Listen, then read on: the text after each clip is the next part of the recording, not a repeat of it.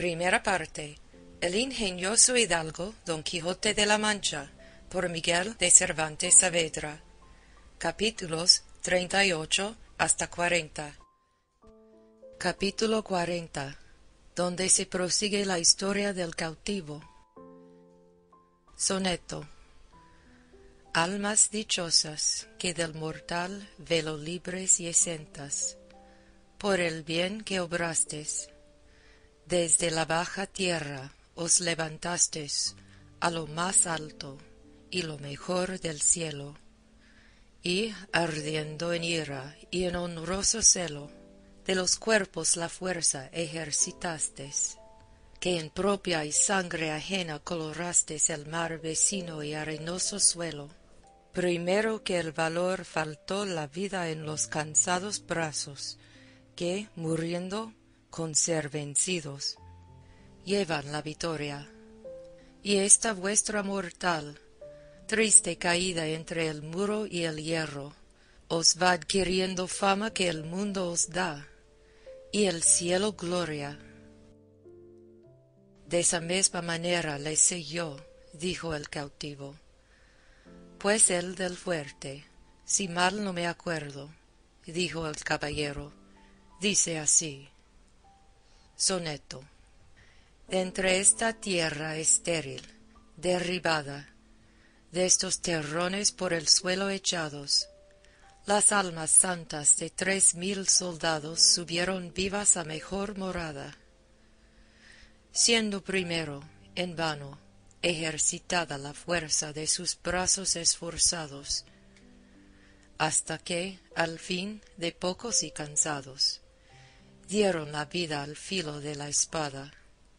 Y este es el suelo que continuo ha sido de 1000 memorias lamentables, lleno en los pasados siglos y presentes, mas no más justas de su duro seno habrán al claro cielo almas subido, ni aun él sostuvo cuerpos tan valientes. No parecieron mal los sonetos, y el cautivo se alegró con las nuevas que de su camarada le dieron, y prosiguiendo su cuento, dijo: rendidos, pues, la goleta y el fuerte, los turcos dieron orden en desmantelar la goleta, porque el fuerte quedó tal que no hubo que poner por tierra, y para hacerlo con más brevedad y menos trabajo, la minaron por 3 partes, pero con ninguna se pudo volar lo que parecía menos fuerte, que eran las murallas viejas, y todo aquello que había quedado en pie de la fortificación nueva que había hecho el Fratín, con mucha facilidad vino a tierra. En resolución, la armada volvió a Constantinopla, triunfante y vencedora, y de allí a pocos meses murió mi amo el Uchalí, al cual llamaban Uchalí Fartax, que quiere decir, en lengua turquesca, el renegado tiñoso, porque lo era, y es costumbre entre los turcos ponerse nombres de alguna falta que tengan, o de alguna virtud que en ellos haya, y esto es porque no hay entre ellos sino 4 apellidos de linajes que descienden de la casa otomana, y los demás, como tengo dicho, toman nombre y apellido ya de las tachas del cuerpo, y ya de las virtudes del ánimo. Y este tiñoso bogó el remo, siendo esclavo del gran señor, 14 años, y a más de los 34 de su edad renegó, de despecho de que un turco, estando al remo, le dio un bofetón, y por poderse vengar dejó su fe, y fue tanto su valor que, sin subir por los torpes medios y caminos que los más privados del gran turco suben, vino a ser rey de Argel, y después a ser general de la mar, que es el tercero cargo que hay en aquel señorío. Era calabrés de nación, y moralmente fue un hombre de bien, y trataba con mucha humanidad a sus cautivos, que llegó a tener 3000, los cuales, después de su muerte, se repartieron, como él lo dejó en su testamento, entre el gran señor, que también es hijo heredero de cuantos mueren, y entra la parte con los más hijos que deja el difunto, y entre sus renegados. Y yo cupe a un renegado veneciano que, siendo grumete de una nave, le cautivó el uchalí, y le quiso tanto que fue uno de los más relegados garzones suyos, y él vino a ser el más cruel renegado que jamás se ha visto. Llamábase Hassan Agá, y llegó a ser muy rico, y a ser rey de Argel, con el cual yo vine de Constantinopla, algo contento, por estar tan cerca de España, no porque pensase escribir a nadie el desdichado suceso mío, sino por ver si me era más favorable la suerte en Argel que en Constantinopla, donde ya había probado 1000 maneras de huirme, y ninguna tuvo sazón ni ventura, y pensaba en Argel buscar otros medios de alcanzar lo que tanto deseaba, porque jamás me desamparó la esperanza de tener libertad, y cuando en lo que fabricaba pensaba y ponía por obra no correspondía el suceso a la intención, luego, sin abandonarme, fingía y buscaba otra esperanza que me sustentase, aunque fuese débil y flaca. Con esto entretenía la vida, encerrado en una prisión o casa que los turcos llaman baño, donde encierran los cautivos cristianos, así los que son del rey como de algunos particulares, y los que llaman del almacén, que es como decir cautivos del consejo, que sirven a la ciudad en las obras públicas que hace y en otros oficios. Y estos tales cautivos tienen muy dificultosa su libertad, que, como son del común y no tienen amo particular, no hay con quien tratar su rescate, aunque le tengan. En estos baños, como tengo dicho, suelen llevar a sus cautivos algunos particulares del pueblo, principalmente cuando son de rescate, porque allí los tienen holgados y seguros hasta que venga su rescate. También los cautivos del rey que son de rescate no salen al trabajo con la demás chusma, sino es cuando se tarda su rescate, que entonces, por hacerles que escriban por él con más ahínco, les hacen trabajar y ir por leña con los demás, que es un no pequeño trabajo. Yo, pues, era uno de los de rescate, que, como se supo que era capitán, puesto que dije mi poca posibilidad y falta de hacienda, no aprovechó nada para que no me pusiesen en el número de los caballeros y gente de rescate. Pusiéronme una cadena, más por señal de rescate que por guardarme con ella, y así pasaba la vida en aquel baño, con otros muchos caballeros y gente principal, señalados y tenidos por de rescate. Y aunque la hambre y desnudez pudiera fatigarnos a veces, y aun casi siempre, ninguna cosa nos fatigaba tanto como oír y ver, a cada paso, las jamás vistas ni oídas crueldades que mi amo usaba con los cristianos. Cada día ahorcaba el suyo, empalaba a éste, desorejaba a aquel, y esto por tan poca ocasión, y tan sin ella, que los turcos conocían que lo hacía no más de por hacerlo, y por ser natural condición suya ser homicida de todo el género humano. Sólo libró bien con él un soldado español, llamado tal de Saavedra, el cual, con haber hecho cosas que quedarán en la memoria de aquellas gentes por muchos años, y todas por alcanzar libertad, jamás le dio palo, ni se lo mandó dar, ni le dijo mala palabra, y por la menor cosa de muchas que hizo, temíamos todos que había de ser empalado, y así lo temió él más de una vez. Y si no fuera porque el tiempo no da lugar, yo dijera ahora algo de lo que este soldado hizo, que fuera parte para entreteneros y admiraros harto mejor que con el cuento de mi historia.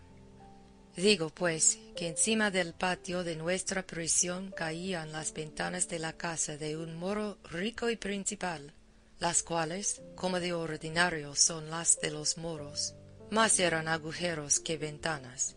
y aun éstas se cubrían con celosías muy espesas y apretadas.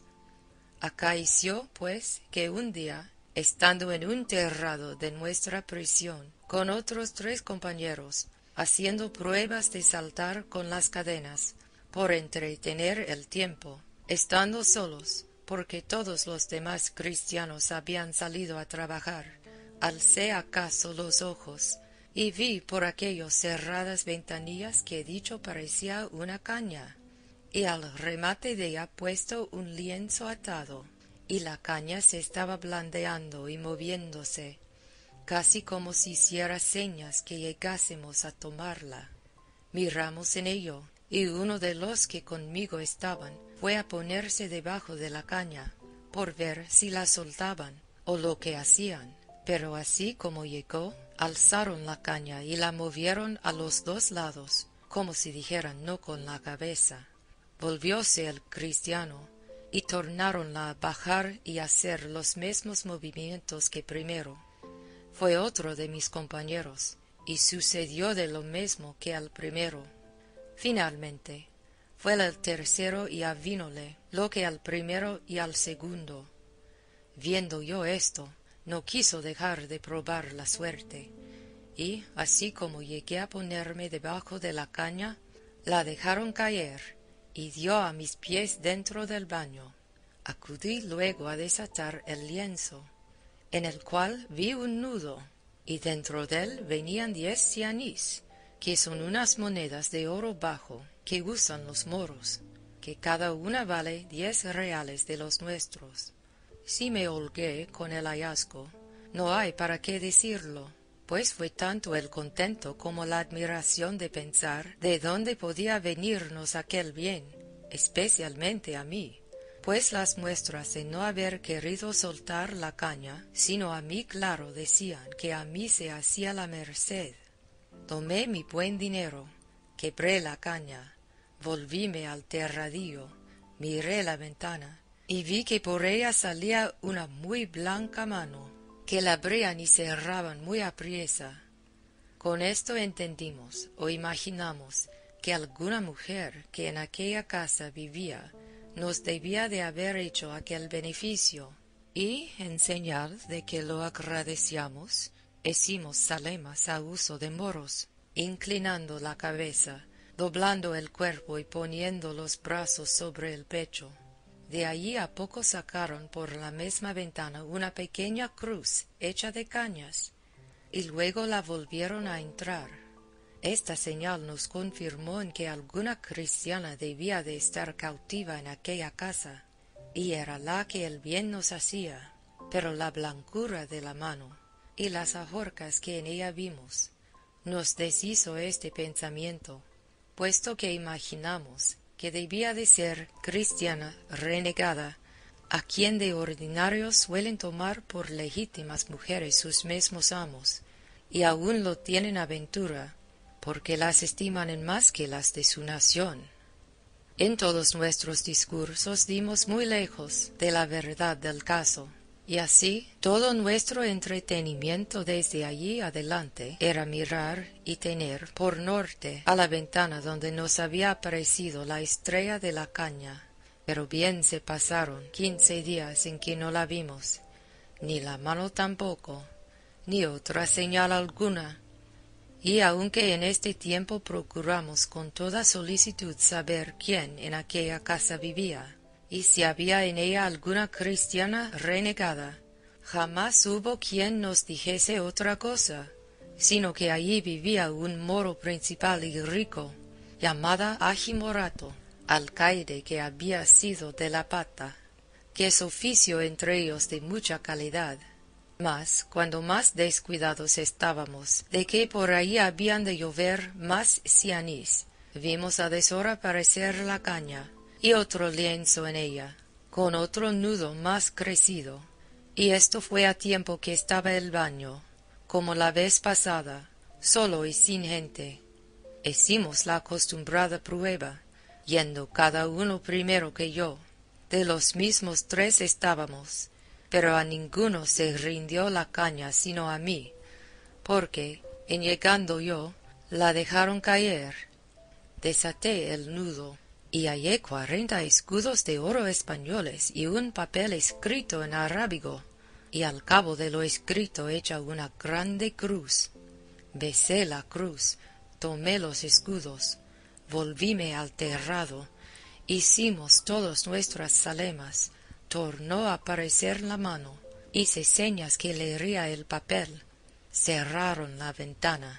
Quedamos todos confusos y alegres con lo sucedido, y como ninguno de nosotros no entendía el arábigo, era grande el deseo que teníamos de entender lo que el papel contenía,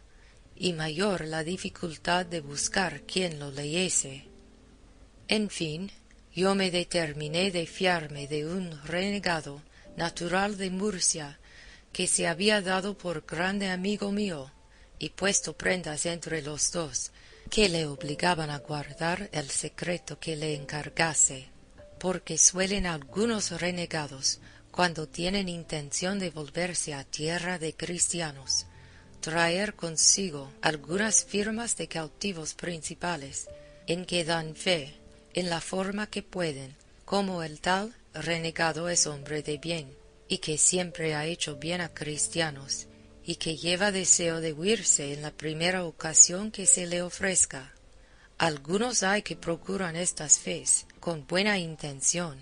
otros se sirven de ellas acaso y de industria, que, viniendo a robar a tierra de cristianos, si a dicha se pierden o los cautivan, sacan sus firmas y dicen que por aquellos papeles se verá el propósito con que venían, el cual era de quedarse en tierra de cristianos,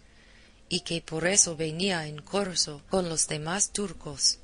Con esto se escapan de aquel primer ímpetu, y se reconcilian con la iglesia, sin que se les haga daño, y, cuando ven la suya, se vuelven a Berbería, a ser lo que antes eran. Otros hay que usan de estos papeles, y los procuran, con buen intento, y se quedan en tierra de cristianos. Pues uno de los renegados que he dicho era este mi amigo, el cual tenía firmas de todas nuestras camaradas, donde le acreditábamos cuanto era posible, y si los moros le hallaran estos papeles, le quemaran vivo. Supe que sabía muy bien arábigo, y no solamente hablarlo, sino escribirlo, pero antes que del todo me declarase con él, le dije que me leyese aquel papel, que acaso me había hallado en un agujero de mi rancho. Abrióle, y estuvo un buen espacio mirándole y construyéndole, murmurando entre los dientes. Preguntéle si lo entendía. Díjome que muy bien, y que si quería que me lo declarase palabra por palabra, que le diese tinta y pluma, porque mejor lo hiciese. Dímosle luego lo que pedía, y él poco a poco lo fue traduciendo, y en acabando dijo: todo lo que va aquí en romance, sin faltar letra, es lo que contiene este papel morisco, y hace de advertir que adonde dice Lela Marién quiere decir Nuestra Señora la Virgen María. Leímos el papel, y decía así: cuando era niña, tenía mi padre una esclava, la cual en mi lengua me mostró la salá cristianesca, y me dijo muchas cosas de Lela Marién. La cristiana murió, y yo sé que no fue al fuego, sino con Alá, porque después la vi 2 veces, y me dijo que me fuese a tierra de cristianos a ver a Lela Marién, que me quería mucho. No sé yo cómo vaya. Muchos cristianos he visto por esta ventana, y ninguno me ha parecido caballero sino tú. Yo soy muy hermosa y muchacha, y tengo muchos dineros que llevar conmigo. Mira tú si puedes hacer como nos vamos, y serás allá mi marido, si quisieres, y si no quisieres, no se me dará nada, que Lela Marién me dará con quien me case. Yo escribí esto, mira quién lo das a leer. No te fíes de ningún moro, porque son todos marfuces. Desto tengo mucha pena, que quisiera que no te descubrieras a nadie, porque si mi padre lo sabe, me echará luego en un pozo, y me cubrirá de piedras.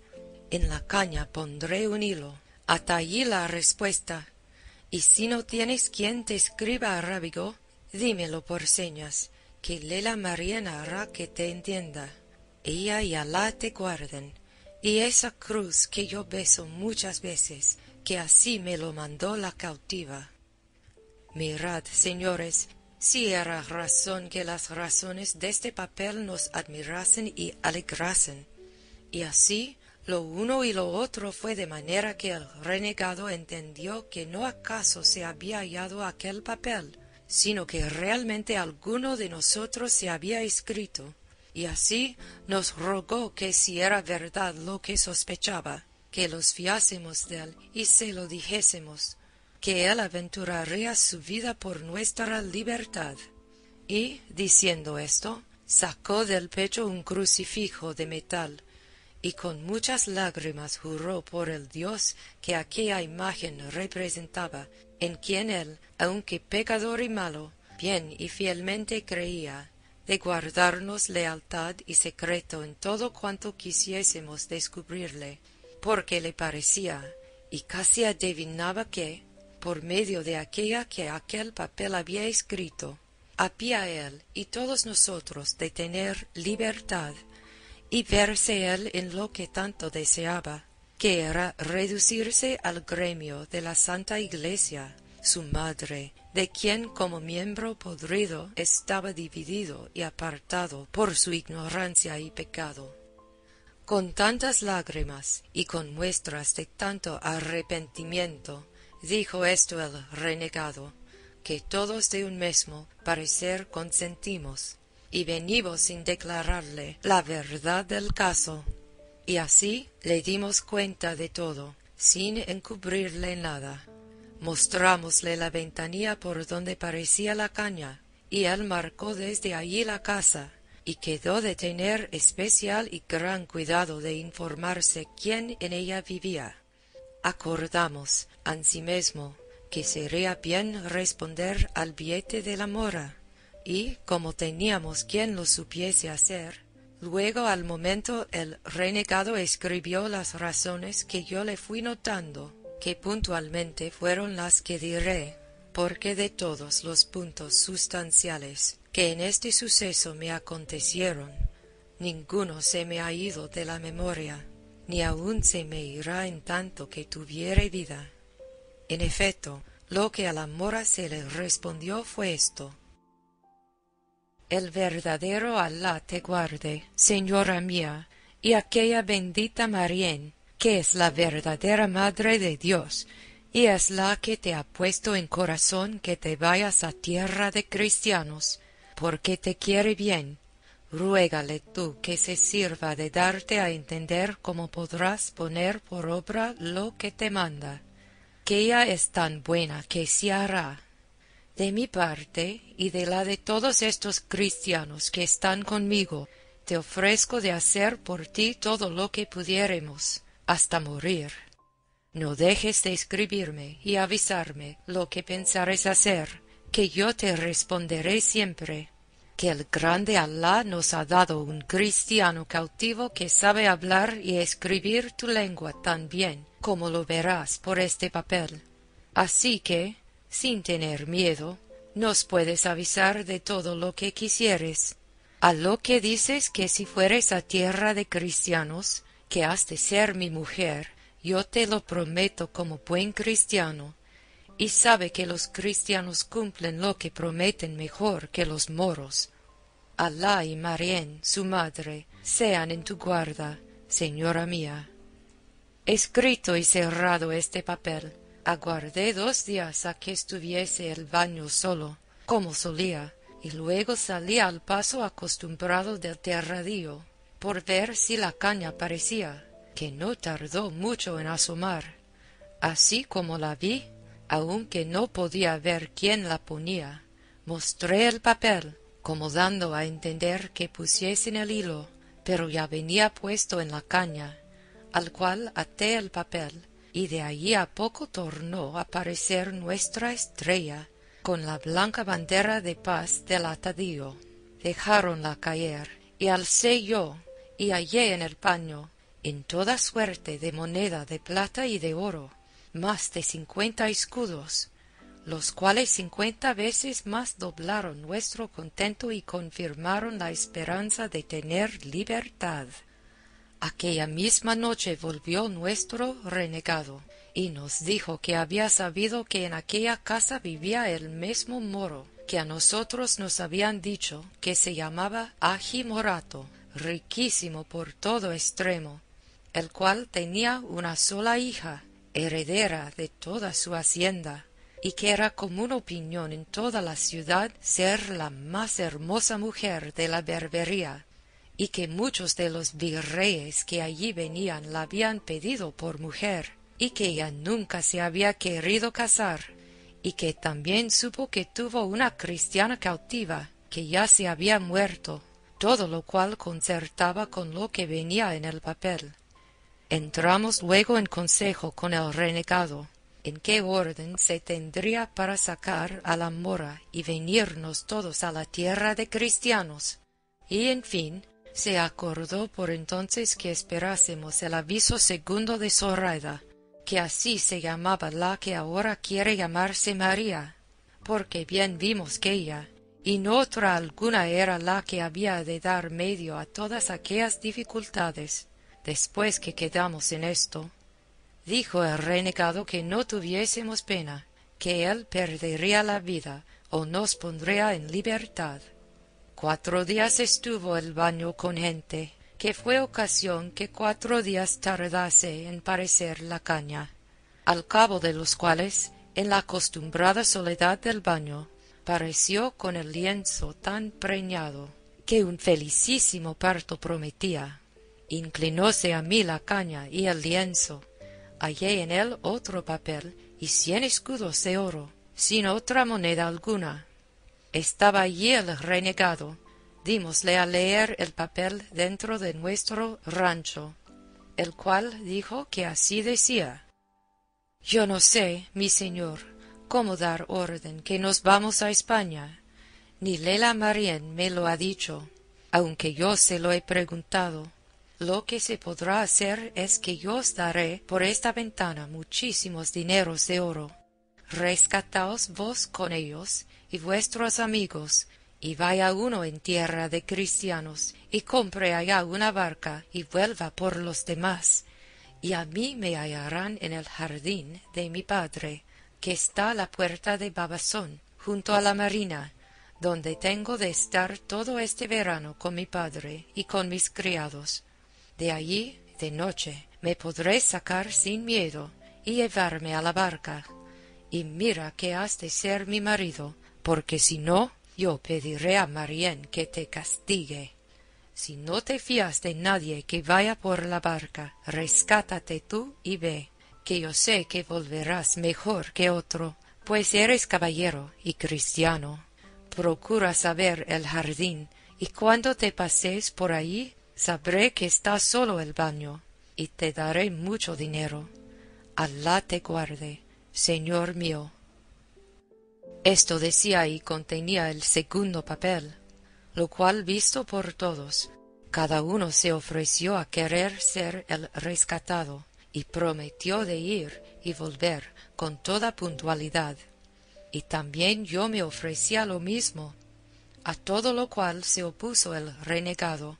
diciendo que en ninguna manera consentiría que ninguno saliese de libertad hasta que fuesen todos juntos, porque la experiencia le había mostrado cuán mal cumplían los libres las palabras que daban en el cautiverio, porque muchas veces habían usado de aquel remedio algunos principales cautivos, rescatando a uno que fuese a Valencia o Mallorca por dineros para poder armar una barca y volver por los que le habían rescatado, y nunca habían vuelto, porque la libertad alcanzada y el temor de no volver a perderla les borraba de la memoria todas las obligaciones del mundo.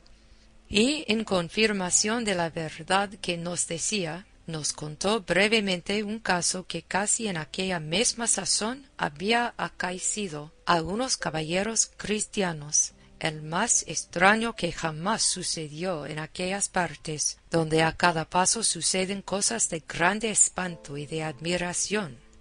En efecto, él vino a decir que lo que se podía y debía hacer era que el dinero que se había de dar para rescatar al cristiano, que se le diese a él para comprar allí en Argel una barca, con achaque de hacerse mercader y tratante en Tetuán y en aquella costa, y que, siendo él señor de la barca, fácilmente se daría traza para sacarlos del baño y embarcarlos a todos. Cuanto más que si la mora, como ya decía, daba dineros para rescatarlos a todos, que, estando libres, era facilísima cosa aún embarcarse en la mitad del día, y que la dificultad que se ofrecía mayor era que los moros no consienten que renegado alguno compre ni tenga barca, si no es bajel grande para ir en corso, porque se temen que el que compra barca, principalmente si es español, no la quiere sino para irse a tierra de cristianos, pero que él facilitaría este inconveniente con hacer que un moro tagarino fuese a la parte con él en la compañía de la barca y en la ganancia de las mercancías. Y con esta sombra él vendría a ser señor de la barca, con que daba por acabado todo lo demás. Y, puesto que a mí y a mis camaradas nos había parecido mejor lo de enviar por la barca a Mallorca, como la mora decía, no osamos contradecirle, temerosos que, si no hacíamos lo que él decía, nos había de descubrir y poner a peligro de perder las vidas, si descubriese el trato de Zoraida, por cuya vida diéramos todos las nuestras. Y así determinamos de ponernos en las manos de Dios y en las del renegado. Y en aquel mismo punto se le respondió a Zoraida, diciéndole que haríamos todo cuanto nos aconsejaba, porque lo había advertido tan bien como si Lela Marién se lo hubiera dicho, y que en ella sola estaba dilatar aquel negocio, o ponello luego por obra. Ofrecímele de nuevo de ser su esposo, y, con esto, otro día que acaeció a estar solo al baño, en diversas veces, con la caña y el paño, nos dio 2000 escudos de oro, y un papel donde decía que el primer jumá, que es el viernes, se iba al jardín de su padre, y que antes que se fuese nos daría más dinero, y que si aquello no bastase, que se lo avisásemos, que nos daría cuanto le pidiésemos, que su padre tenía tantos, que no lo echaría menos, cuanto más, que ella tenía las llaves de todo. Dimos luego 500 escudos al renegado para comprar la barca. Con 800 me rescaté yo, dando el dinero a un mercader valenciano que a la sazón se hallaba en Argel, el cual me rescató del rey, tomándome sobre su palabra, dándola de que con el primer bajel que viniese de Valencia pagaría mi rescate, porque si luego diera el dinero, fuera a dar sospechas al rey que había muchos días que mi rescate estaba en Argel, y que el mercader, por sus granjerías, lo había callado. Finalmente, mi amo era tan caviloso que en ninguna manera me atrevía a que luego se desembolsase el dinero. El jueves antes del viernes que la hermosa Zoraida se había de ir al jardín, nos dio otros 1000 escudos y nos avisó de su partida, rogándome que, si me rescatase, supiese luego el jardín de su padre, y que en todo caso buscase ocasión de ir allá y verla. Respondíle en breves palabras que así lo haría, y que tuviese cuidado de encomendarnos a Lela Marién con todas aquellas oraciones que la cautiva le había enseñado. Hecho esto, dieron orden en que los 3 compañeros nuestros se rescatasen, por facilitar la salida del baño, y porque, viéndome a mí rescatado, y a ellos no, pues había dinero, no se alborotasen y les persuadiese el diablo que hiciesen alguna cosa en perjuicio de Zoraida, puesto que el ser ellos quien eran me podía asegurar deste temor. Con todo eso, no quise poner el negocio en aventura, y así los hice rescatar por la misma orden que yo me rescaté, entregando todo el dinero al mercader, para que, con certeza y seguridad, pudiese hacer la fianza, al cual nunca descubrimos nuestro trato y secreto, por el peligro que había. Fin de capítulo 40. La primera parte del ingenioso hidalgo Don Quijote de la Mancha, por Miguel de Cervantes Saavedra. Capítulo 41. Donde todavía prosigue el cautivo su suceso. No se pasaron 15 días cuando ya nuestro renegado tenía comprada una muy buena barca, capaz de más de 30 personas, y para asegurar su hecho y dalle color, quiso hacer, como hizo, un viaje a un lugar que se llamaba Sargel, que está a 30 leguas de Argel, hacia la parte de Orán, en el cual hay mucha contratación de higos pasos. 2 o 3 veces hizo este viaje, en compañía del tagarino que había dicho. Tagarinos llaman en Berbería a los moros de Aragón, y a los de Granada mudéjares, y en el reino de Fez llaman a los mudéjares elches, los cuales son la gente de quien aquel rey más se sirve en la guerra. Digo pues que cada vez que pasaba con su barca daba fondo en una caleta que estaba no 2 tiros de ballesta del jardín donde Zoraida esperaba, y allí muy de propósito se ponía el renegado con los morillos que bogaban el remo, o ya a hacer la salá, o a como por ensayarse de burlas a lo que pensaba hacer de veras, y así se iba al jardín de Zoraida y le pedía fruta, y su padre se la daba sin conocelle, y aunque él quisiera hablar a Zoraida, como él después me dijo, y decille que él era el que por orden mía le había de llevar a tierra de cristianos, que estuviese contenta y segura, nunca le fue posible, porque las moras no se dejan ver de ningún moro ni turco, si no es que su marido o su padre se lo manden. De cristianos cautivos se dejan tratar y comunicar, aun más de aquello que sería razonable, y a mí me hubiera pesado que él la hubiera hablado, que quizá la alborotara, viendo que su negocio andaba en boca de renegados. Pero Dios, que lo ordenaba de otra manera, no dio lugar al buen deseo que nuestro renegado tenía, el cual, viendo cuán seguramente iba y venía a Sargel, y que daba fondo cuándo y cómo y adonde quería, y que el tagarino su compañero no tenía más voluntad de lo que la suya ordenaba, y que yo estaba ya rescatado, y que sólo faltaba buscar algunos cristianos que bogasen el remo, me dijo que mirase yo cuáles quería traer conmigo, fuera de los rescatados, y que los tuviese hablados para el primer viernes, donde tenía determinado que fuese nuestra partida. Viendo esto, hablé a 2 españoles, todos valientes hombres del remo, y de aquellos que más libremente podían salir de la ciudad, y no fue poco hallar tantos en aquella coyuntura, porque estaban 20 bajeles en corso, y se habían llevado toda la gente de remo, y éstos no se hallaran, si no fuera que su amo se quedó aquel verano sin ir en corso, a acabar una galeota que tenían en astillero. A los cuales no les dije otra cosa sino que el primer viernes en la tarde se saliesen uno a uno disimuladamente y se fuesen la vuelta del jardín de agi morato, y que allí me aguardasen hasta que yo fuese.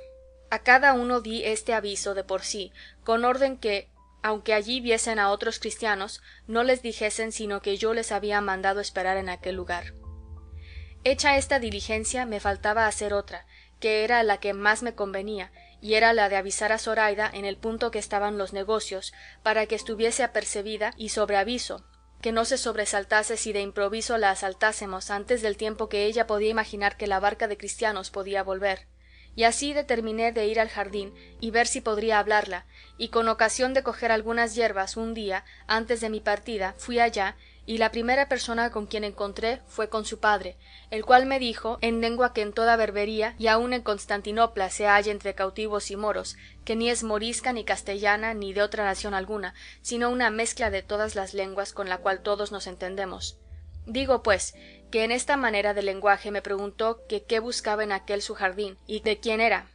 Respondíle que era esclavo de Arnaute Mamí, y esto porque sabía yo por muy cierto que era un grandísimo amigo suyo, y que buscaba de todas yerbas para hacer ensalada.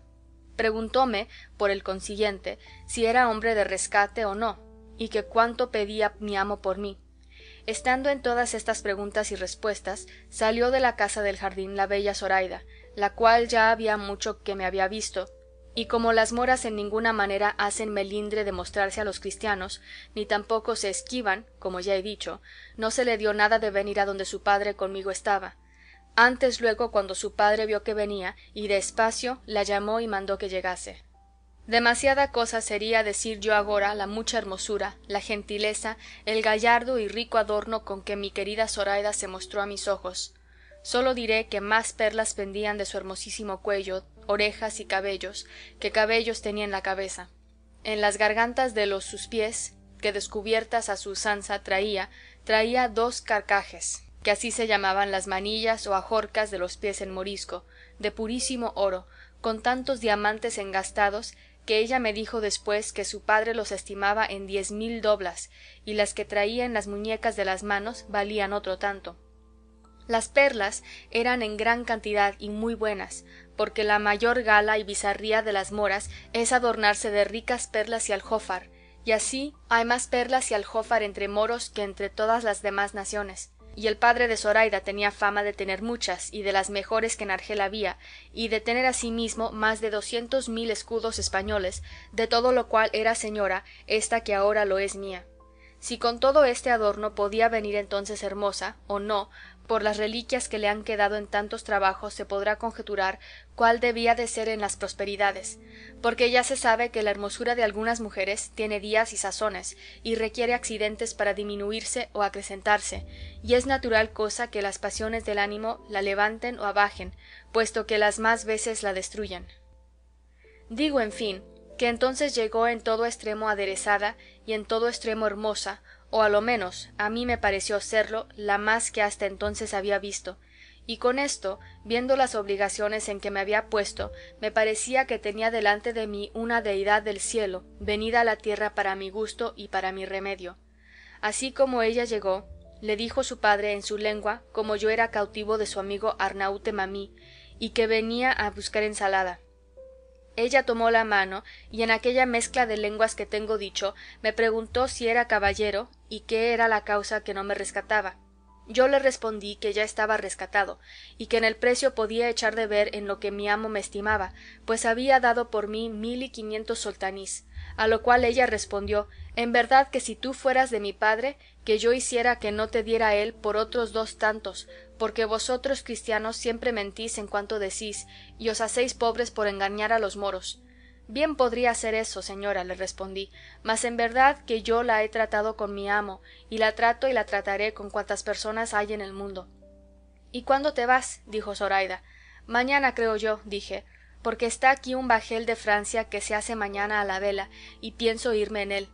¿No es mejor, replicó Zoraida, esperar a que vengan bajeles de España, y irte con ellos, que no con los de Francia, que no son vuestros amigos? No, respondí yo, aunque si como hay nuevas que viene ya un bajel de España es verdad,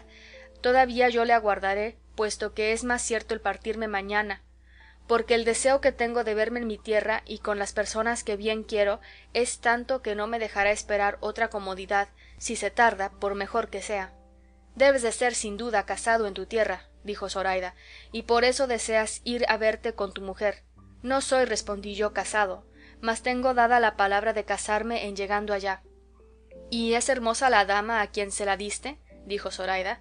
Tan hermosa es, respondí yo, que para encarcelalla y decirte la verdad te parece a ti mucho. Desto se rió muy de veras su padre y dijo, Gualá, cristiano, que debe de ser muy hermosa si se parece a mi hija, que es la más hermosa de todo este reino. Si no, mírala bien, y verás cómo te digo verdad. Servíanos de intérprete a las más de estas palabras y razones el padre de Zoraida, como más ladino, que aunque ella hablaba la bastarda lengua que, como he dicho, allí se usa, más declaraba su intención por señas que por palabras. Estando en estas y otras muchas razones, llegó un moro corriendo y dijo a grandes voces que por las bardas o paredes del jardín habían saltado 4 turcos y andaban cogiendo la fruta, aunque no estaba madura. Sobresaltóse el viejo, y lo mesmo hizo Zoraida, porque es común y casi natural el miedo que los moros a los turcos tienen, especialmente a los soldados, los cuales son tan insolentes y tienen tanto imperio sobre los moros, que a ellos están sujetos, que los tratan peor que si fuesen esclavos suyos. Digo pues que dijo su padre a Zoraida: hija, retírate a la casa y enciérrate, en tanto que yo voy a hablar a estos canes, y tú, cristiano, busca tus yerbas y vete en buen hora, y llévete Alá con bien a tu tierra. Yo me incliné y él se fue a buscar los turcos, dejándome solo con Zoraida, que comenzó a dar muestras de irse donde su padre la había mandado. Pero apenas él se encubrió con los árboles del jardín, cuando ella, volviéndose a mí, llenos los ojos de lágrimas, me dijo: Amexi, cristiano, amexi, que quiere decir: ¿baste, cristiano, baste? Yo la respondí: señora, sí, pero no en ninguna manera sin ti. El primero Jumá me aguarda, y no te sobresaltes cuando nos veas, que sin duda alguna iremos a tierra de cristianos. Yo le dije esto de manera que ella me entendió muy bien a todas las razones que entrambos pasamos, y echándome un brazo al cuello, con desmayados pasos comenzó a caminar hacia la casa, y quiso la suerte que pudiera ser muy mala si el cielo no lo ordenara de otra manera, que yendo los dos de la manera y postura que os he contado, con un brazo al cuello, su padre, que ya volvía de hacer ir a los turcos, nos vio de la suerte y manera que íbamos, y nosotros vimos que él nos había visto. Pero Zoraida, advertida y discreta, no quiso quitar el brazo de mi cuello, antes se llegó más a mí y puso su cabeza sobre mi pecho, doblando un poco las rodillas, dando claras señales y muestras que se desmayaba, y yo, ansimismo, di a entender que la sostenía contra mi voluntad. Su padre llegó corriendo a donde estábamos, y viendo a su hija de aquella manera, le preguntó que qué tenía, pero como ella no le respondiese, dijo su padre: sin duda alguna que con el sobresalto de la entrada de estos canes se ha desmayado, y quitándola del mío, la arrimó a su pecho, y ella, dando un suspiro, y aun no enjutos los ojos de lágrimas, volvió a decir: Amexi, cristiano, amexi, vete, cristiano, vete. A lo que su padre respondió: no importa, hija, que el cristiano se vaya, que ningún mal te ha hecho, y los turcos ya son idos. No te sobresalte cosa alguna, pues ninguna hay que pueda darte pesadumbre, pues, como ya te he dicho, los turcos a mi ruego se volvieron por donde entraron. Ellos, señor, la sobresaltaron, como has dicho, dije yo a su padre, mas pues ella dice que yo me vaya, no la quiero dar pesadumbre. Quédate en paz, y con tu licencia volveré, si fuere menester, por yerbas a este jardín, que, según dice mi amo, en ninguno las hay mejores para ensalada que en él. Todas las que quisieres podrás volver, respondió Agi Morato, que mi hija no dice esto porque tú ni ninguno de los cristianos la enojaban, sino que, por decir que los turcos se fuesen, dijo que tú te fueses, o porque ya era hora que buscases tus yerbas.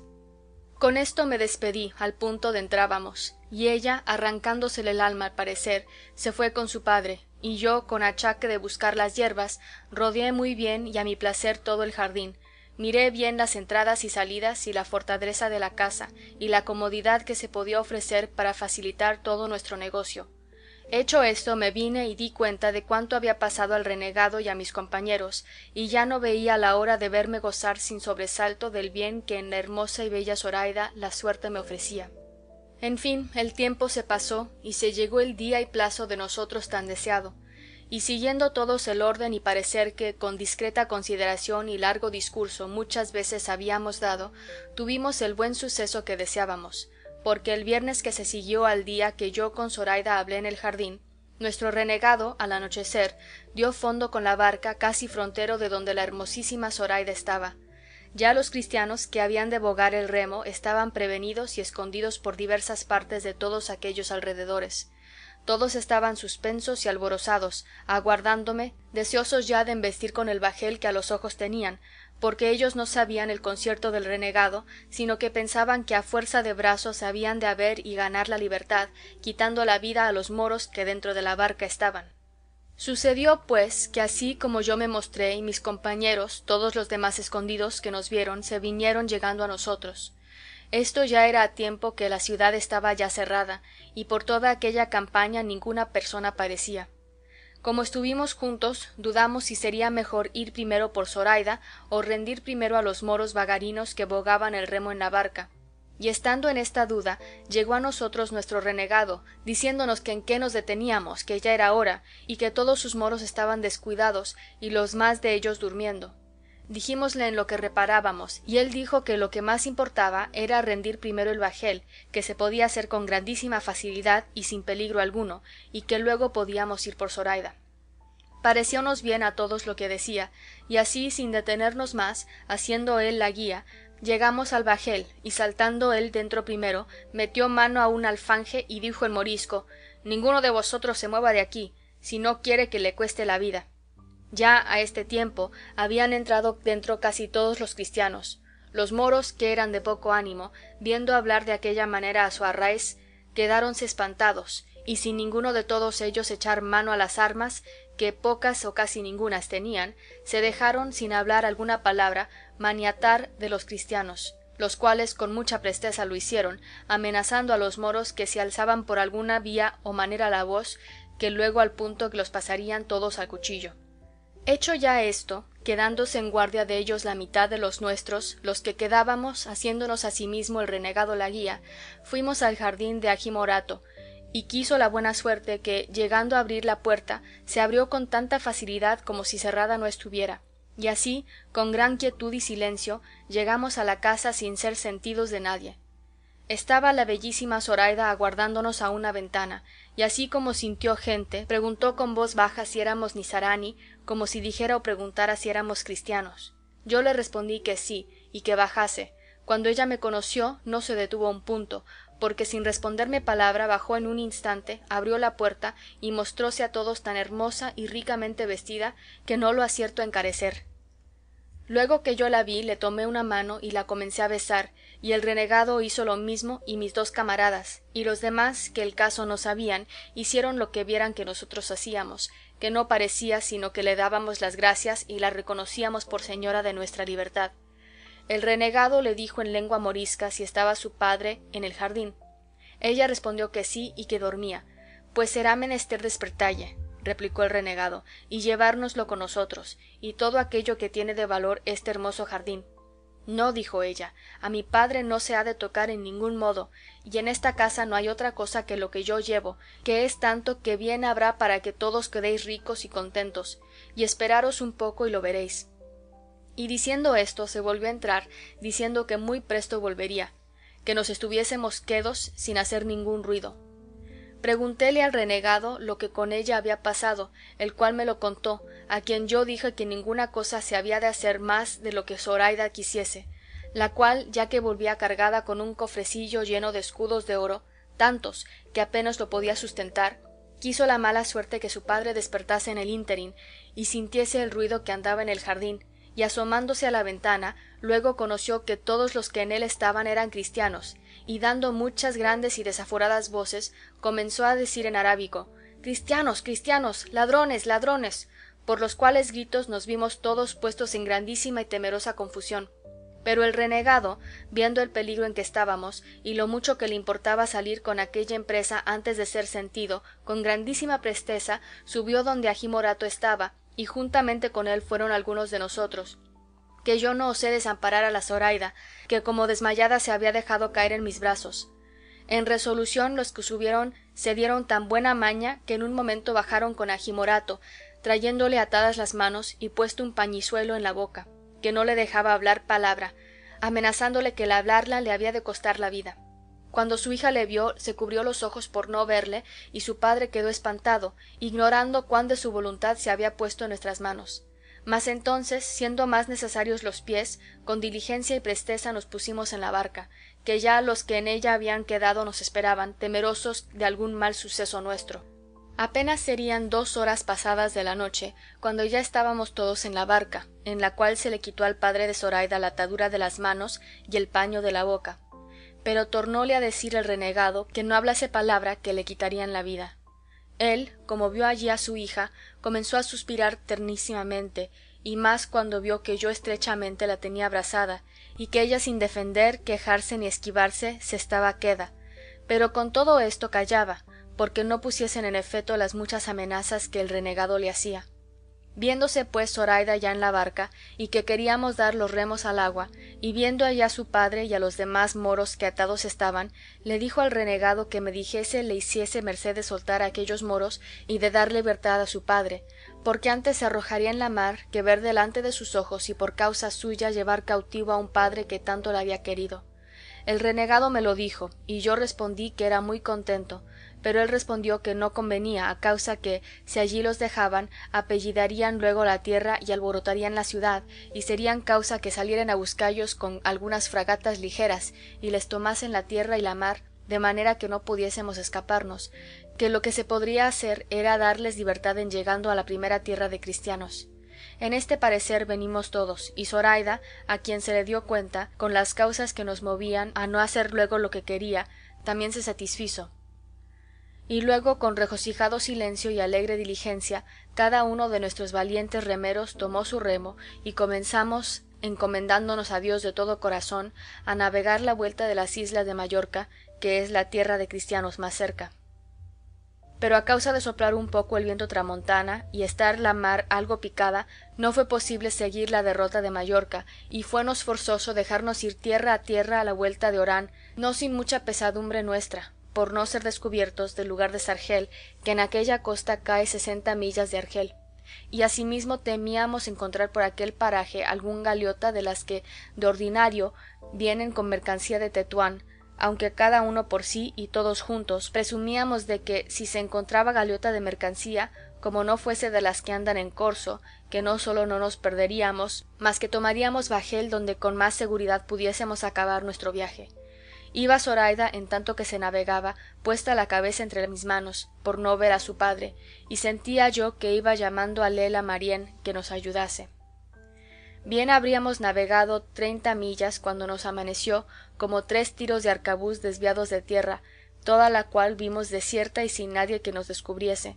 Pero con todo eso nos fuimos a fuerza de brazos entrando en poco en la mar, que ya estaba algo más sosegada, y habiendo entrado en casi 2 leguas, dióse orden que se bogase a cuarteles en tanto que comíamos algo, que iba bien proveída la barca, puesto que los que bogaban dijeron que no era aquel tiempo de tomar reposo alguno, que les diesen de comer los que no bogaban, que ellos no querían soltar los remos de las manos en manera alguna. Hízose ansí, y en esto comenzó a soplar un viento largo, que nos obligó a hacer luego vela y a dejar el remo y enderezar a Orán, por no ser posible poder hacer otro viaje. Todo se hizo con muchísima presteza, y así a la vela navegamos por más de 8 millas por hora, sin llevar otro temor alguno sino el de encontrar con bajel que de corso fuese. Dimos de comer a los moros bagarinos, y el renegado les consoló diciéndoles cómo no iban cautivos, que en la primera ocasión les darían libertad. Lo mismo se le dijo al padre de Zoraida, el cual respondió: cualquiera otra cosa pudiera yo esperar y creer de vuestra liberalidad y buen término, oh cristianos, mas el darme libertad no me tengáis por tan simple que me lo imagine, que nunca os pusistes vosotros al peligro de quitármela para volverla tan liberalmente, especialmente sabiendo quién soy yo y el interese que se os puede seguir de dármela,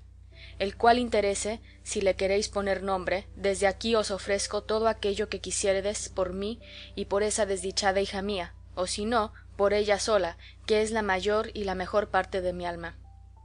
En diciendo esto, comenzó a llorar tan amargamente que a todos nos movió a compasión, y forzó a Zoraida que le mirase, la cual, viéndole llorar, así se enterneció que se levantó de mis pies y fue a abrazar a su padre, y juntando su rostro con el suyo, comenzaron los dos tan tierno llanto que muchos de los que allí íbamos le acompañamos en él.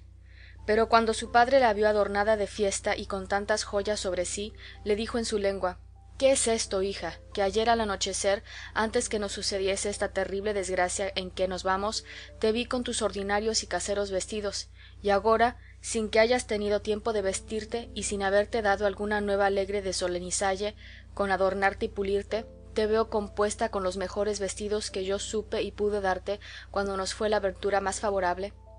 Respóndeme a esto, que me tiene más suspenso y admirado que la misma desgracia en que me hallo. Todo lo que el moro le decía a su hija nos lo declaraba el renegado, y ella no le respondía palabra. Pero cuando él vio a un lado de la barca el cofrecillo donde ella solía tener sus joyas, el cual sabía él bien que le había dejado en Argel, y no traídole al jardín, quedó más confuso y preguntóle que cómo aquel cofre había venido a nuestras manos y qué era lo que venía dentro. A lo cual el renegado, sin aguardar que Zoraida le respondiese, le respondió: no te canses, señor, en preguntar a Zoraida tu hija tantas cosas, porque con una que yo te responda te satisfaré a todas, y así quiero que sepas que ella es cristiana, y es la que ha sido la lima de nuestras cadenas y la libertad de nuestro cautiverio. Ella va aquí de su voluntad, tan contenta a lo que yo imagino de verse en ese estado, como el que sale de las tinieblas a la luz, de la muerte a la vida y de la pena a la gloria. ¿Es verdad lo que éste dice, hija?, dijo el moro. Así es, respondió Zoraida.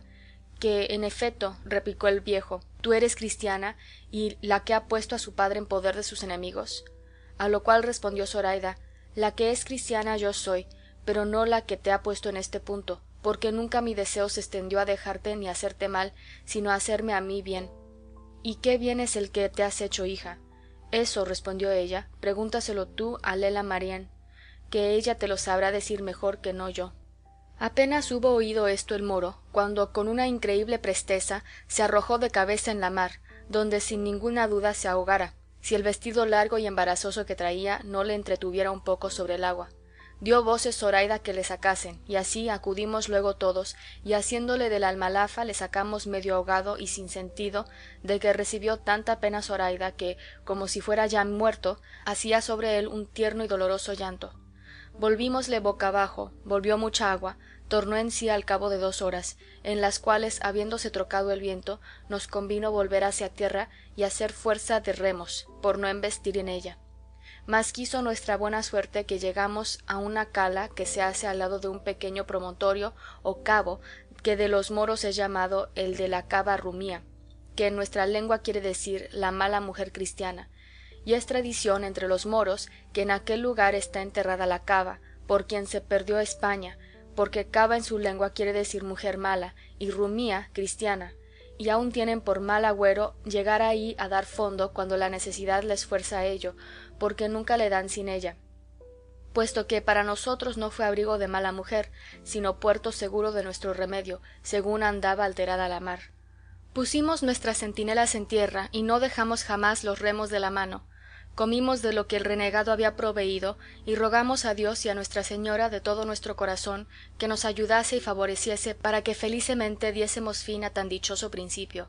Dióse orden a suplicación de Zoraida, como echásemos en tierra a su padre y a todos los demás moros que allí atados venían, porque no le bastaba el ánimo, ni lo podían sufrir sus blandas entrañas, ver delante de sus ojos atado a su padre y aquellos de su tierra presos. Prometímosle de hacerlo así al tiempo de la partida, pues no corría peligro el dejallos en aquel lugar, que era despoblado. No fueron tan vanas nuestras oraciones que no fuesen oídas del cielo, que en nuestro favor luego volvió el viento, tranquilo el mar, convidándonos a que tornásemos alegres a proseguir nuestro comenzado viaje. Viendo esto desatamos a los moros, y uno a uno los pusimos en tierra, de lo que ellos se quedaron admirados. Pero llegando a desembarcar al padre de Zoraida, que ya estaba en todo su acuerdo, dijo: ¿Por qué pensáis, cristianos, que esta mala hembra huelga de que me deis libertad? ¿Pensáis que es por piedad que de mí tiene? No, por cierto, sino que lo hace por el estorbo que le dará mi presencia cuando quiera poner en ejecución sus malos deseos. Ni penséis que la ha movido a mudar religión entender ella que la vuestra a la nuestra se aventaja, sino el saber que en vuestra tierra se usa la deshonestidad más libremente que en la nuestra. Y volviéndose a Zoraida, teniéndole yo y otro cristiano de entrambos brazos asido, porque algún desatino no hiciese, le dijo: Oh infame moza y mal aconsejada muchacha, ¿a dónde vas ciega y desatinada, en poder de estos perros, naturales enemigos nuestros? Maldita sea la hora en que yo te engendré, y malditos sean los regalos y deleites en que te he criado. Pero viendo yo que llevaba término de no acabar tan presto, di priesa a ponerle en tierra, y desde allí a voces prosiguió en sus maldiciones y lamentos, rogando a Mahomá rogase a Alá que nos destruyese, confundiese y acabase. Y cuando por habernos hecho a la vela no pudimos oír sus palabras, vimos sus obras, que eran arrancarse las barbas, mesarse los cabellos y arrastrarse por el suelo. Mas una vez esforzó la voz de tal manera que pudimos entender que decía: Vuelve, amada hija, vuelve a tierra, que todo te lo perdono. Entrega a esos hombres ese dinero que ya es suyo, y vuelve a consolar a este triste padre tuyo, que en esta desierta arena dejará la vida si tú le dejas. Todo lo cual escuchaba Zoraida, y todo lo sentía y lloraba, y no supo decirle ni respondelle palabra, sino plega a Alá, padre mío, que Lela Marién, que ha sido la causa de que yo sea cristiana, ella te consuele en tu tristeza. Alá sabe bien que no pude hacer otra cosa de la que he hecho, y que estos cristianos no deben nada a mi voluntad, pues aunque quisiera no venir con ellos y quedarme en mi casa, no fuera posible, según la priesa que me daba mi alma, a poner por obra ésta que a mí me parece tan buena como tú, padre amado, la juzgas por mala. Esto dijo a tiempo que ni su padre la oía ni nosotros ya le veíamos, y así, consolando yo a Zoraida, atendimos todos a nuestro viaje, el cual nos le facilitaba el proprio viento, de tal manera que bien tuvimos por cierto de vernos otro día al amanecer en las riberas de España. Mas como pocas veces o nunca viene el bien puro y sencillo, sin ser acompañado o seguido de algún mal que le turbe o sobresalte, quiso nuestra ventura, o quizá las maldiciones que el moro a su hija había echado, que siempre han de temer de cualquier padre que sean, quiso, digo, que estando ya engolfados y siendo ya casi pasadas 3 horas de la noche, yendo con la vela tendida de alto baja, frenillados los remos, porque el próspero viento nos quitaba del trabajo de haberlos menester, con la luz de la luna que claramente resplandecía, vimos cerca de nosotros un bajel redondo, que, con todas las velas tendidas, llevando un poco a orza el timón, delante de nosotros atravesaba, y esto tan cerca que nos fue forzoso amainar por no embestirle, y ellos asimesmo hicieron fuerza de timón para darnos lugar que pasásemos. Habíanse puesto a bordo del bajel a preguntarnos quién éramos y a dónde navegábamos y de dónde veníamos, pero por preguntarnos esto en lengua francesa, dijo nuestro renegado ninguno responda, porque éstos sin duda son corsarios franceses que hacen a toda ropa.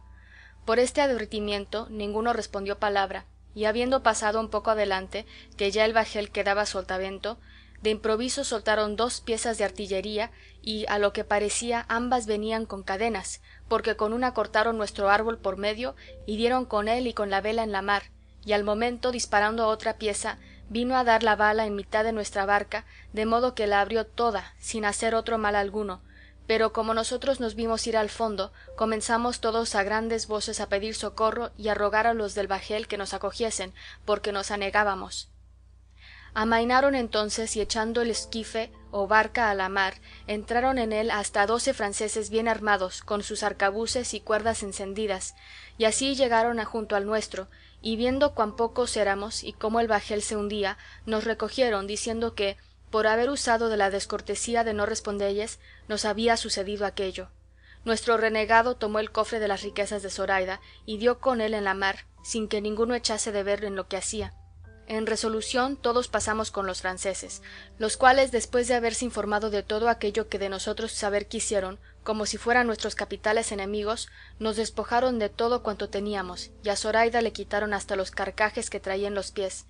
Pero no me daba a mí tanta pesadumbre la que a Zoraida daban, como me la daba el temor que tenía de que habían de pasar del quitar de las riquísimas y preciosísimas joyas al quitar de la joya que más valía y ella más estimaba. Pero los deseos de aquella gente no se extienden a más que al dinero, y de esto jamás se ve harta su codicia, lo cual entonces llegó al tanto que aun hasta los vestidos de cautivos nos quitaran si de algún provecho les fueran. Y hubo parecer entre ellos de que a todos nos arrojasen a la mar envueltos en una vela, porque tenían intención de tratar en algunos puertos de España con nombre de que eran bretones, y si nos llevaban vivos serían castigados, siendo descubierto su hurto. Mas el capitán, que era el que había despojado a mi querida Zoraida, dijo que él se contentaba con la presa que tenía y que no quería tocar en ningún puerto de España, sino pasar el estrecho de Gibraltar de noche o como pudiese, e irse a la Rochela, de donde había salido. Y así tomaron por acuerdo de darnos el esquife de su navío y todo lo necesario para la corta navegación que nos quedaba, como lo hicieron otro día, ya a vista de tierra de España, con la cual vista todas nuestras pesadumbres y pobrezas se nos olvidaron de todo punto, como si no hubieran pasado por nosotros. Tanto es el gusto de alcanzar la libertad perdida. Cerca de mediodía podría ser cuando nos echaron en la barca, dándonos 2 barriles de agua y algún bizcocho, y el capitán, movido no sé de qué misericordia, al embarcarse la hermosísima Zoraida, le dio hasta 40 escudos de oro, y no consintió que le quitasen sus soldados estos mesmos vestidos que ahora tiene puestos. Entramos en el bajel, dímosles las gracias por el bien que nos hacían, mostrándonos más agradecidos que quejosos.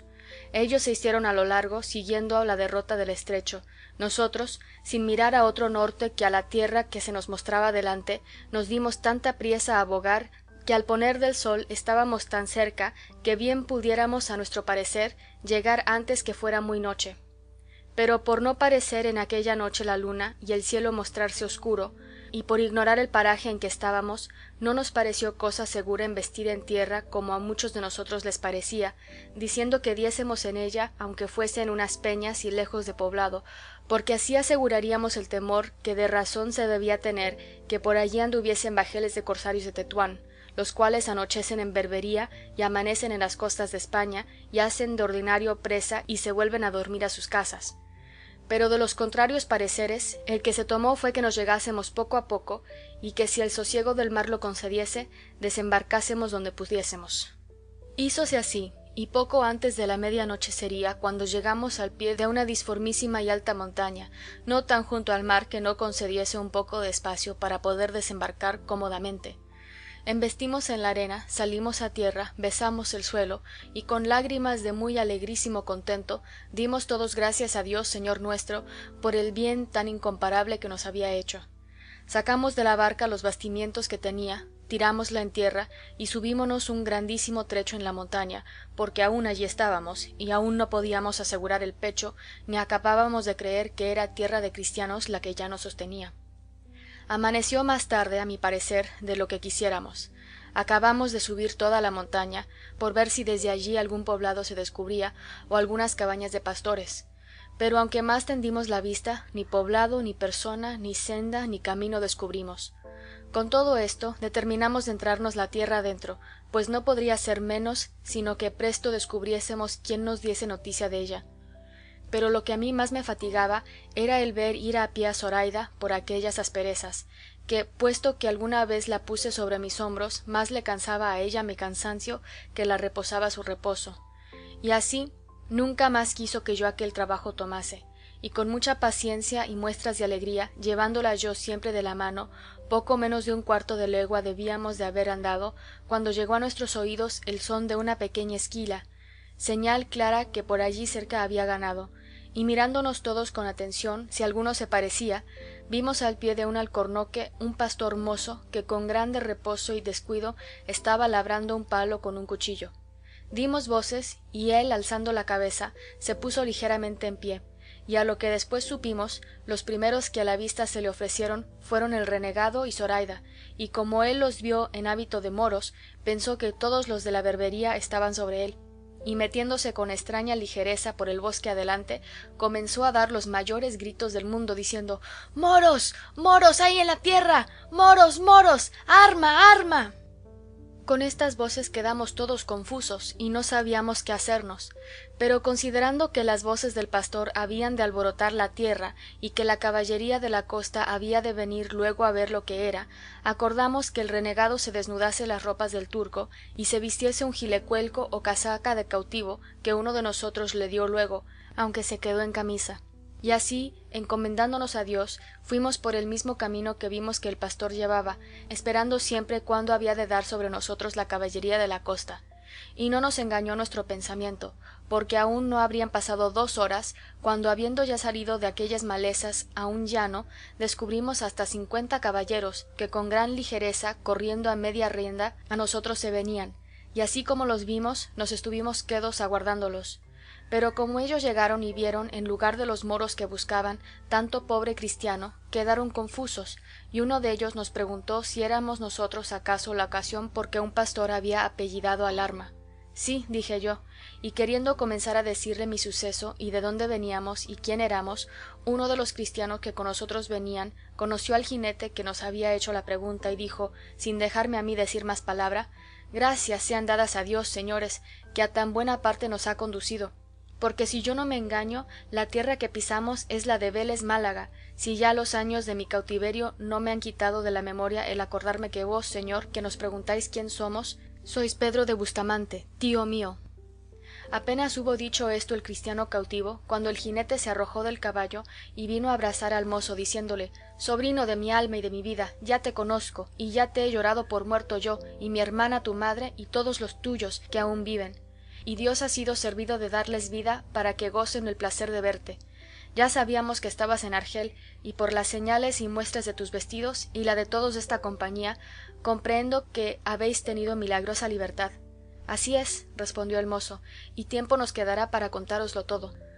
Luego que los jinetes entendieron que éramos cristianos cautivos, se apearon de sus caballos, y cada uno nos convidaba con el suyo para llevarnos a la ciudad de Vélez Málaga, que legua y media de allí estaba. Algunos de ellos volvieron a llevar la barca a la ciudad, diciéndoles dónde la habíamos dejado. Otros nos subieron a las ancas, y Zoraida fue en las del caballo del tío del cristiano. Saliónos a recebir todo el pueblo, que ya de alguno que se había adelantado sabían la nueva de nuestra venida.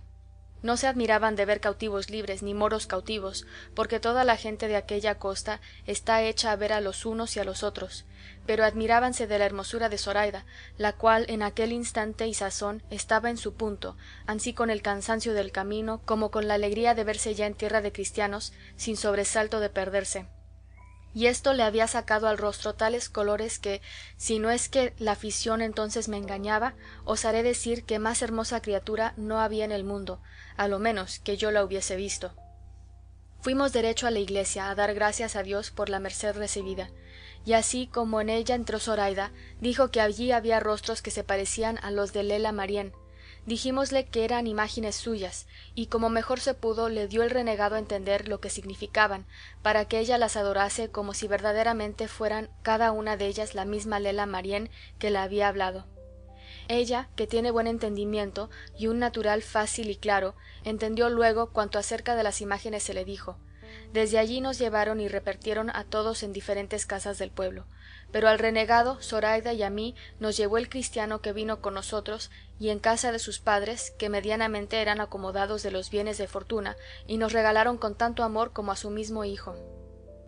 6 días estuvimos en Vélez, al cabo de los cuales el renegado, hecha su información de cuanto le convenía, se fue a la ciudad de Granada, a reducirse por medio de la Santa Inquisición al gremio santísimo de la Iglesia. Los demás cristianos libertados se fueron cada uno donde mejor le pareció. Solos quedamos Zoraida y yo, con solos los escudos que la cortesía del francés le dio a Zoraida, de los cuales compré este animal en que ella viene, y sirviéndola yo hasta agora de padre y escudero, y no de esposo, vamos con intención de ver si mi padre es vivo, o si alguno de mis hermanos ha tenido más próspera ventura que la mía, puesto que, por haberme hecho el cielo compañero de Zoraida, me parece que ninguna otra suerte me pudiera venir, por buena que fuera, que más la estimara. La paciencia con que Zoraida lleva las incomodidades que la pobreza trae consigo, y el deseo que muestra tener de verse ya cristiana, es tanto y tal que me admira y me mueve a servirla todo el tiempo de mi vida, puesto que el gusto que tengo de verme suyo, y de que ella sea mía, me lo turba, y deshace no saber si hallaré en mi tierra algún rincón donde recogella, y si habrán hecho el tiempo y la muerte tal mudanza en la hacienda y vida de mi padre y hermanos, que apenas halle quien me conozca, si ellos faltan. No tengo más, señores, que deciros de mi historia, la cual, si es agradable y peregrina, juzguenlo vuestros buenos entendimientos, que de mí sé decir que quisiera habérosla contado más brevemente, puesto que el temor de enfadaros más de 4 circunstancias me ha quitado de la lengua. Capítulo 41.